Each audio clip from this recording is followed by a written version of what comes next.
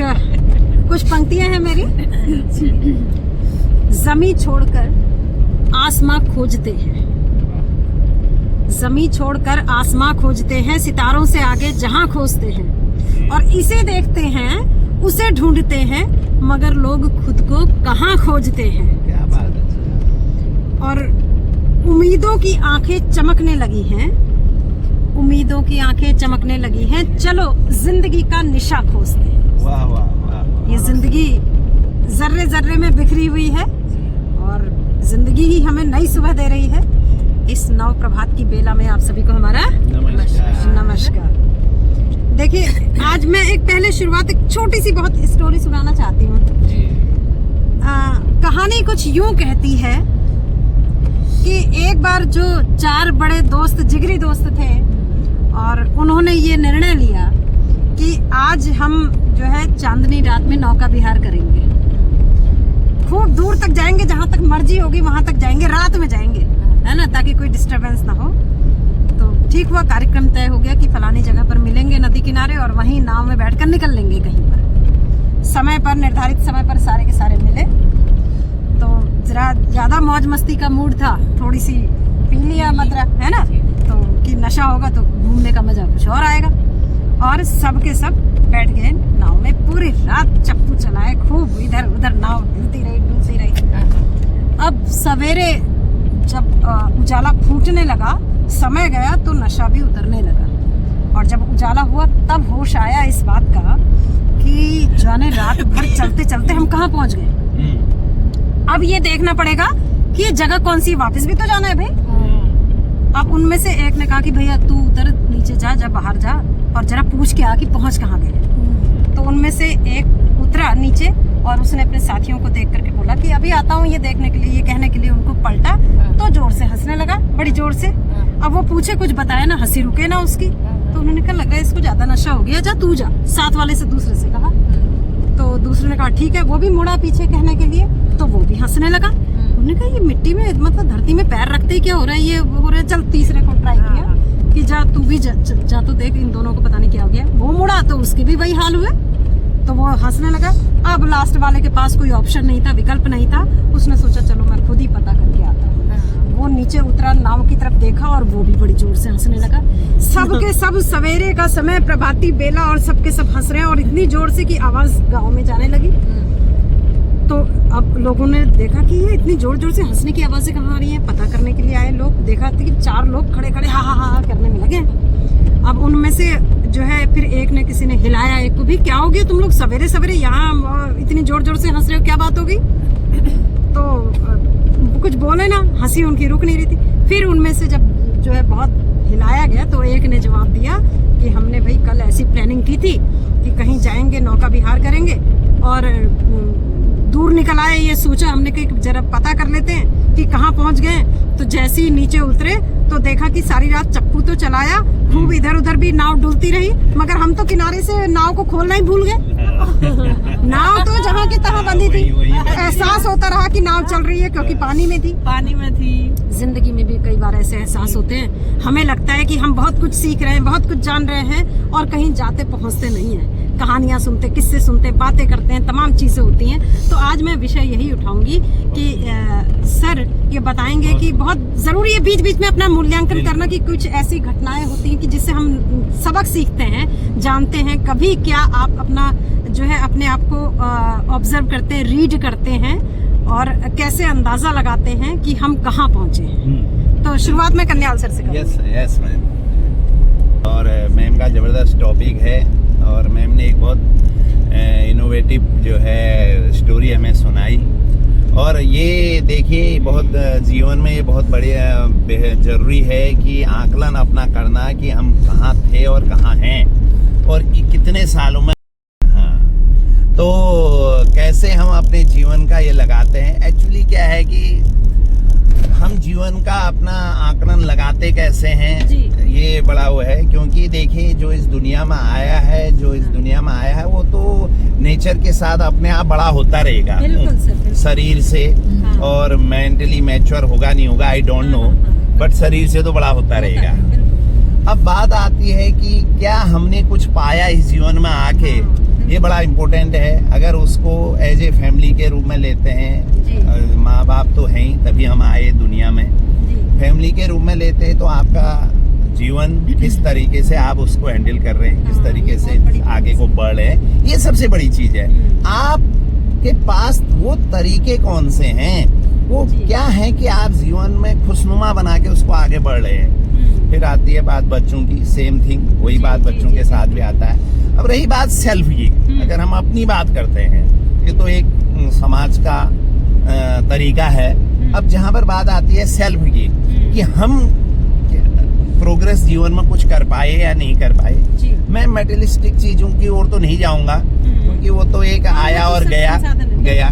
But मैं एक छोटी सी स्टोरी से जरूर बताना चाहूंगा कि क्या अगर ये है तो आप प्रोग्रेस में हैं, और अगर आप ये नहीं है तो आप प्रोग्रेस में नहीं है। इससे आप आकलन कर सकते हैं इस स्टोरी से। एक राज दरबार में एक बहुत बेहतरीन लकड़हारा था, सारी दुनिया में उसका नाम था, लोग उसको जानते थे, और राजा के दरबार में समय समय पर जब भी कंपटीशन होता था वो हमेशा प्राइज लेता था वो लकड़हारा, क्योंकि उसकी जो स्पीड थी काटने की और उसका जो तरीका था वो औरों से बहुत बेहतर था, इसीलिए वो हमेशा प्राइज लेता था, लोग उसे जानते थे। एक समय बीता गया तो एक बार एक आदमी और आया, उसने कहा महाराज मैं इस बार के कंपटीशन में मैं भी चाहता हूँ हिस्सा लेना। तो महाराज ने कहा यस, खुला दरबार है, आप कंपटीशन में लीजिए हिस्सा, और जो यहाँ का इनाम है वो पाइए। उसने कहा ठीक है, लेकिन वो जो लकड़हारा था, लोग कहने लगे इसके सामने आज तक कोई जीता नहीं है, इसकी स्पीड, इसकी एक्यूरेसी, इसकी वो हार्ड वर्किंग। उसने कहा जी कोई बात नहीं, बट मैं कंपटीशन चाहता हूँ इसके साथ। तो गया और जंगल में, और देखा, जब जंगल में शाम को लेके आया वो लकड़ी, तो उससे ज्यादा लेके आया और कम समय में लेके आ गया। अरे लोगों ने कहा गजब। दूसरे दिन फिर वही, उससे कम समय में और ज्यादा लेके आ गया। अरे राजा के कानों तक बात पहुंच गई, राजा के कानों में पहुंच गई कि एक बंदा आया है और जो हमारा लकड़हारा था, जो हमेशा प्राइज जीतता था, ये तो उससे भी बेहतर है, ये तो और जल्दी लकड़ी ले आ रहा है और उससे ज्यादा ला रहा है और कम समय में ला जा रहा है। इसकी राज क्या है इस प्रोग्रेस का, इतने कम समय में, हमने तो पता ही नहीं था, ऐसा क्या कर रहा है ये। तो जाना गया जी, जंगल में मुखबिर भेजे गए, लोग भेजे गए कि पता करो कि कर क्या रहा है ये ऐसा। तो जब जंगल में गया तो वो करता क्या था, करता कुछ विशेष नहीं था, बट वो एक काम बड़े स्पेशल करता था, और वही हमारे जीवन की प्रोग्रेस भी है। अगर हम करते हैं तो कर रहे हैं, अदरवाइज हम भी वैसे ही हैं जैसे जो ढर्रा चल रहा है। तो वो क्या करता था, जो वो वाला लकड़ी वाला था, वो लकड़ी काटता था स्पीड से, और फिर बैठता था, अपना तंबाकू वंबाकू जो भी खाता था अपना रेस्ट करता सोचता। लेकिन वो जो दूसरा था, बैठता वो भी था, लेकिन वो बैठे बैठे अपनी जो हथियार है, कुल्हाड़ी है, उस पर सान लगाता था, ढाल लगाता था, और जब आता था जहां वो 6 चोट मारता था, वहां वो सिर्फ 2 ही चोट मारता था, और लकड़ी साफ कम समय में। तो यही है जीवन का, अगर आप जीवन में धार लगा रहे हैं और आप लर्निंग जोन में हैं, आप अच्छे लोगों की संगत में हैं, आप गुड बुक हैबिट रीडिंग है आपकी, आप अच्छा सोचते हैं अपने लिए और लोगों के लिए अच्छा सोचते हैं, तो जीवन में आप प्रोग्रेस में हैं। और अगर आप गॉसिप में लगे हैं, नेगेटिव बातें आपके दिमाग में बार बार आ रही हैं, हर बार हर एक की नेगेटिव सोच आपके अंदर आ रही है, तो आप समझ लीजिए आप अभी प्रोग्रेस के उस दौड़ में भी नहीं है। तो thank you ma'am, thank you, यही आकलन है। Thank you. Yes ma'am. Krishna ma'am, थोड़ा सा इसका रुख अपनी ओर कर लीजिए, और ये बताइए कि जो है, जैसे हम कोई चीज़ नई जानते हैं, सीखते हैं, आपने भी वो किया होगा, क्या मुझ में इम्प्रूवमेंट है, या मैंने देखा कुछ, या मैं नहीं कर पाई, ऐसे कभी भाव उमड़ते हैं? यदि हाँ, किस संदर्भ में? कई बार ऐसा होता है कि परिस्थितियाँ, जैसे हम चाहते बहुत कुछ है, लेकिन परिस्थितियाँ नहीं होती हैं ऐसी कि हम उन सब चीज़ों को कर सकें। तो मैं शायद कल इस बारे में आपसे भी बात कर रही थी। म्यूजिक का मेरे अंदर बहुत ज़्यादा तमन्ना थी कि मैं म्यूजिक में कोई भी चीज़, मतलब सब चीज़ें बस थोड़ी थोड़ी छू ही पाई हूँ, बस ये कहूँगी। गाने का शौक था, लेकिन चाहती थी कि गाना सीखूँ। इंस्ट्रूमेंट वगैरह बजाने का बहुत शौक है, मैं वो चाहती थी वो भी करूँ, मतलब कुछ ना कुछ। लेकिन हम देखते हैं आप बजाते हो जब भी मौका मिलता है। वाह। हाँ, तो बस वो शौक पूरे करती हूँ, लेकिन जो एक होता है कि मैं उस चीज़ को मैं एक सही तरीके से सीख पाती, तो वो मौका नहीं मिल पाया। कुछ आर्थिक परिस्थितियाँ भी रही और कुछ, पर धार तो आप लगाते हो। हाँ मैम, वो है कि वो है कि शौक है। जैसे अभी भी घर में बच्चों का कैसियो रखा है, तो जब भी मौका मिलता है मैं यूट्यूब से कोई ना कोई गाना सीखती हूँ। तो कैसियो पे कि मैं बजा सकूं। आप बुद्धि जैसे जैसे उम्र होती जाती है तो कहते हैं ना, बुद्धि थोड़ी मोटी होती जाती है, भूलते जाता है, देर में समझ में आता है। लेकिन ये है कि मैं कोशिश करती रहती हूँ कि मैं ये कोई गाना बजाना सीखूं। जैसे आप म्यूजिक में आप मतलब बहुत अच्छे हैं, आप सुरों की बहुत अच्छी आपको पहचान है। मतलब बाकी चीज़ों तो है ही, लेकिन जो मैं अगर इससे जोड़ती हूँ तो आपसे भी इंस्पायर होती हूँ कहीं ना कहीं कि मैम इतना अच्छा गा लेती। मैं आपको हमेशा बोलती भी हूँ कि मैम ये सुर निकालने नहीं आते कि कैसे करूँ, लेकिन अंदर से इच्छा होती है कि हाँ मैम अगर गा रही है तो मैम को के साथ में गा सकूँ, क्योंकि वो इच्छा अंदर से है। वो शौक ऐसा नहीं है पीछे छोड़ा है, पीछे नहीं छोड़ा है, मतलब मेरा है। और जैसे मैंने बहुत पहले भी कहा था कि मतलब है मेरे अंदर ये कि मैं किसी भी चीज़ को ऐसा नहीं है कि मुझे नहीं आता है तो मैं उसको छोड़ दूँ। नहीं आता है तो मैं सीखने का, हाँ मेरे को लगता है अभी भी कि मैं सीख लूँ। चाहे अब जैसे आजकल इस कंप्यूटर के इतने काम हो रहे हैं, बहुत सारी चीज़ें नहीं आती हैं, लेकिन ममता मैम का भी नाम लूंगी जो हर चीज़ में एक्सपर्ट है ना। तो मैं उनको भी जो भी काम थे तो मेरे को पता चलता है कि वो बहुत बिजी हैं, तो मैं उनसे कहती थी बस आप मुझे बता दो कि इसको करना कैसे है, बाकी मैं खुद कर लूँगी। तो वो उन्होंने जैसे जैसे बताया मैंने वो सारी चीज़ें की। तो ये बहुत ज़रूरी है। जैसे सर ने बोला शायद यही एक तरीका है धार लगाने। ये तरीका भी है मैम, जो है नाव को खोलना किनारे से ना, हाँ, कि जैसे जी, आप जी, बता दो हाँ, तो मैं बंधे नहीं रहना है, सही बात है। ये नाव खोलना है और कि जो पे खुद जाना। हाँ, जो मिल रहा है, जो चल रहा है बस उसे चलने दो, और अपनी तरफ से कुछ नहीं करना है और सिर्फ ये सोच के बैठ जाना, हाँ वो नहीं करना है। कुछ ना कुछ लाइफ में करने के लिए, सीखने के लिए मेरे ख्याल से हमेशा करना है। और एक चीज और ऐड करना चाहूंगी, मैंने कल भी आपको बोला था मैम मेरी एक तमन्ना बहुत है कि मैं डॉक्टरेट करना चाहती हूँ, पीएचडी करना चाहती हूँ। तो ये भी मेरी तमन्ना है। मैं अगर बुढ़ापा भी आ जाएगा तो भी अगर मुझे मौका मिलेगा, हाँ जी हाँ, क्योंकि मेरा सब्जेक्ट ऐसा है कि इसमें अब रेगुलर में जा नहीं सकती हूँ और डिस्टेंस के थ्रू नहीं हो पा रही है इसमें पीएचडी। तो इस चक्कर में मैं रुकी नहीं, तो मेरे एक तमन्ना वो भी है। तो अगर ईश्वर ने चाहा और तब तक इतना हुआ कि करस्पॉन्डेंस से हो जा रही है पीएचडी, तो मैम अगर तब तक सही रहा सब कुछ तो शायद आप लोग को कभी शायद सुनाई पड़ जाए कि कृष्णा मैम ने। यस, बहुत सुंदर। तो वैसे भी डॉक्टर साहब साथ बैठे हुए हैं, तो आप जो है user is the best advisor ना। तो मैम हैं, आप उनसे पूछ सकते हैं उस रास्ते को कैसे जाना है, क्या तरीके हैं। बिल्कुल, बहुत सुंदर, बहुत सारी चीजें मिलती जुलती कह रहे हैं ना। तो सोचिए बस एक ये चीज छोटी है कि आप डॉक्टर शशि जोशी हैं, तो ये चीज भी शायद आगे जाके एक चीज और सिमिलर हो जाएगी कि डॉक्टर कृष्णा योगेश्वर। वाह वाह, चलिए मैम, थैंक यू मैम, बहुत बढ़िया। ये मैं घुमा देती हूँ थोड़ा पूजा मैडम की ओर।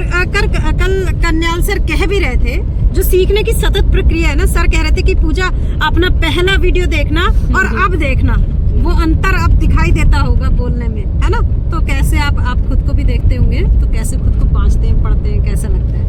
नमस्कार सभी को।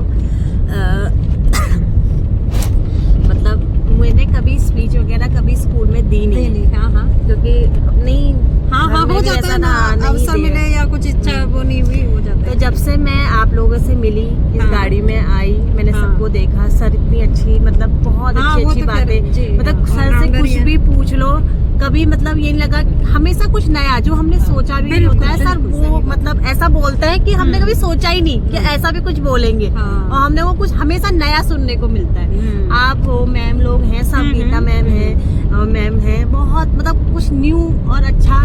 तो मैं उससे सुनती हूँ, हमेशा अभी भी सुनती हूँ कि मैं कब ऐसा बोलूंगी। मैं सर से कहती हूँ सर मैं आपकी तरह कब बोलूंगी। तो सर मुझसे कह रहे थे कि आप प्रैक्टिस करो शीशे के आगे।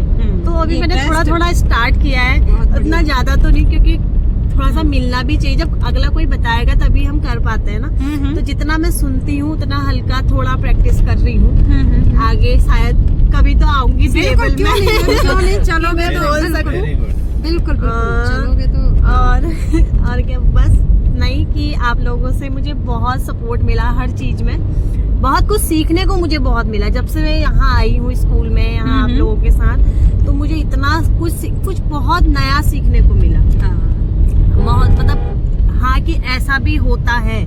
बिल्कुल। आप देखिए जो कल्याण सर ने जो बात की थी ना, वो वास्तव में या तो हम उसको टाइम को बर्बाद कर दें गप्पों में, हाँ। उससे हमें हासिल कुछ नहीं होना है, सिर्फ दिमाग में कूड़ा इकट्ठा होगा, इसकी बात उसकी बात वो करके, उसकी बजाय यदि हम सार्थक बात करते तो कुछ नया हम जरूर सीखते हैं, है ना। जैसे रोज गाड़ी में जाते हैं, नॉर्मली हम जाते हैं तो बस गपी होती है, गप्पी होगी, वो तो टाइम तो ऐसे भी कटेगा वैसे भी कटेगा। जब से मैं इसमें आती हूँ तो सुबह एक तो वीडियो बनता ही है, हाँ बिल्कुल। तो उसमें कुछ ना कुछ नया सीखने को भी मिलता है, कुछ हमेशा कुछ ना कुछ नया ही मिलता है, चाहे वो इन 5-6 कोई भी बोले, हमेशा एक चीज नई ऐसी आती है कि जो कभी नहीं सोची हो, कुछ नया सा बिल्कुल ये मिलता है बस। हाँ, बहुत ही बढ़िया, बहुत सही। तो आप जो है नाव को किनारे से खोलते भी हैं, प्रयास करते हैं, बहुत बढ़िया, लक्ष्य में तो जरूर सफल होंगे। तो अब मैं आ जाती हूँ विमला मैम की ओर। जी विमला मैम, हाँ अब आप बताइए अपने अनुभव, अपनी बातें। मैम पहले तो मैं वही जो पूजा ने कहा कि आपके साथ रह के हमें काफी कुछ बोलने का अवसर मिला है, और आज मतलब लगता है कि हम फ्लुएंटली बोल लेते हैं या कोई भी चीज है अपनी बात रख लेते हैं, और इस वीडियो के माध्यम से हर चीज शेयर हो रही है। जी तो जो सीखने वाली बात है कि हर रोज की मतलब यूजलेस टॉकिंग छोड़कर मुझे लगता है कि अपना जो काम है बिल्कुल उसमें हम पंक्चुअल रहे। बिल्कुल जो काम हमें मिला है, जैसे जो भी हमें चार्जेस मिले हैं, जो भी है उसमें हम सही रहे। तो एट प्रेजेंट जैसे मेरे पास एनएसएस का है, कैरियर काउंसलिंग है, तो ये लगता है कि यार इधर उधर की बातें टाइम टू टाइम मैं अपना काम मेंटेन करूँ। कोशिश करती हूँ कि जैसे आज कैरियर काउंसलिंग पर सेकंड या थर्ड डे उसकी आख्या वगैरह लिख दूँ, ये कर दूँ। तो नए चार्जेस से ये होता तो है कि भाई नई बातें सीखने को मिलती है। वहाँ भी होम परीक्षा का था मेरे पे चार्ज, तो करती थी मैं बड़े उससे, तो लोग वो भी रहते थे, खुश भी रहते थे, ऐसा कुछ हो नहीं था। तो ये है कि मैम हर दिन हम नया कुछ सीखते हैं, बिल्कुल और ईमानदारी से उसे करने की कोशिश करें। हाँ, जो बोलने वाली बात है, आपके साथ सानिध्य में रहकर काफी कुछ हम नया सीख रहे हैं, अपने आप को अभिव्यक्त करना। जी बिल्कुल मैम। जी और मुझे भी वही लगता है कि इधर उधर की ये नॉनसेंस बिल्कुल जी, कुछ सार्थक बात की जाए, सार्थक है वो की जाए। चलिए, thank you ma'am, thank you so much ma'am. इस पे आगे बढ़ते हैं अब। जी, हम जरूर चाहेंगे कि डॉक्टर साहब भी हमारे साथ हैं, और से अवश्य चाहेंगे ऐसे जीवन में मतलब जो बातें अभी तक निकली थी जी, कि हम कैसे वो कौन सा आकलन रहेगा, हम कैसे जानेंगे जी, और कैसे पता चलेगा कि हम प्रोग्रेस में हैं, जी, क्या कर रहे हैं, या हमने इन जीवनों में बहुत कुछ पाया है। जी। हाँ, तो ये देखिए, ये मूल्यांकन के ही माध्यम से संभव है। जैसे हम बच्चों की हाफ ईयरली एनुअल एग्जाम होते हैं, वो लेते हैं, तो समय समय पर अपना मूल्यांकन बहुत जरूरी है। सपोज मुझे बोलने की आदत नहीं है, तो अब मैंने यहाँ बोलना सीख लिया है, तो मुझे एक आध बार जैसी मौका मिला तो मैं खड़े होके बोलूं जरूर, उसको देखूं। अगर मैं बोल पा रही हूँ तो मुझे लगेगा कि हाँ, मेरे अंदर इम्प्रूवमेंट हुआ है, और मुझे अपनी कमी भी समझ में आएगी। इस संसार में दो तरह के लोग होते हैं, एक वो, अब जैसे ये मैम कह रही ना, अगर ये ऐसा भी इनका रुख हो सकता था कि नहीं मैं नहीं बोलती, आप लोग बनाओ, लेकिन मैम सामने आई है, चप्पू खोला, उन्होंने अपनी बात रखी है ना। तो ये एक तो वो लोग होते हैं जो जैसी परिस्थिति मिलती है उसके अनुरूप ढल करके उसे सीखने का प्रयास करते हैं। एक वो लोग जो उससे भागने का प्रयास करते हैं, जो भागने का प्रयास करते हैं वो अपनी नाव नहीं खोलते, है ना। अब मुझे तो कविताओं की भाषा में, मैं कई बार एक गजल मुझे अच्छी लगती है बहुत, है ना, तो कई बार सुनाई भी है, लेकिन शब्द पुराने नहीं होते, उनकी सीखें हमेशा नई लगती है। कि चोटों पे चोट देते ही जाने का शुक्रिया, और पत्थर को बुत की शक्ल में लाने का शुक्रिया, और जागा रहा तो मैंने कई काम कर लिए, ए नींद तेरे आज ना आने का शुक्रिया। और इसी की जो अगला शेर है मैम, कि आती न तुम, कवि कहता है कि आती न तुम, तो मैं क्यों बनाता ये सीढ़ियां, दीवारों मेरी राह में आने का शुक्रिया। देखिए, जब हम लोग क्या करते हैं, जब बाधा आती है तो फिर कुछ लोग तो होते हैं कि चलो निकल जाओ, और कुछ जुगाड़, इवन बच्चे भी देखा होगा, वो ड्रम लगाएंगे, बाल्टी लगाएंगे, उसके ऊपर चढ़ने की कोशिश करेंगे, तो उसके फिर वो बाहर कूद मारते। तो वही कवि बात करता है कि आती न तुम तो मैं क्यों बनाता, ये सीढ़ियां दीवारों मेरी राह में आने का शुक्रिया। हर बाधा, हर मुश्किल, हर परेशानी जो रास्ते में आ रही है वो एक अवसर है, उसको एक चुनौती के रूप में लें कि वो चैलेंज आपको सिखाने के लिए आया है। तो जिंदगी सामना करने का नाम है, भागने का नहीं। तो जिंदगी की चुनौतियों से हम निपटते रहें और जिंदगी आगे बढ़ती रहे एक ऊंचाई की ओर, और ये लगे कि हाँ हम जीवन को सार्थक कर रहे हैं, ये एहसास हमें होता रहे। इसी के साथ फिर आज की वाणी को यहीं विराम देते हैं। कल फिर मिलेंगे किसी नए विषय के साथ। तब तक के लिए आप सभी को हमारा नमस्कार।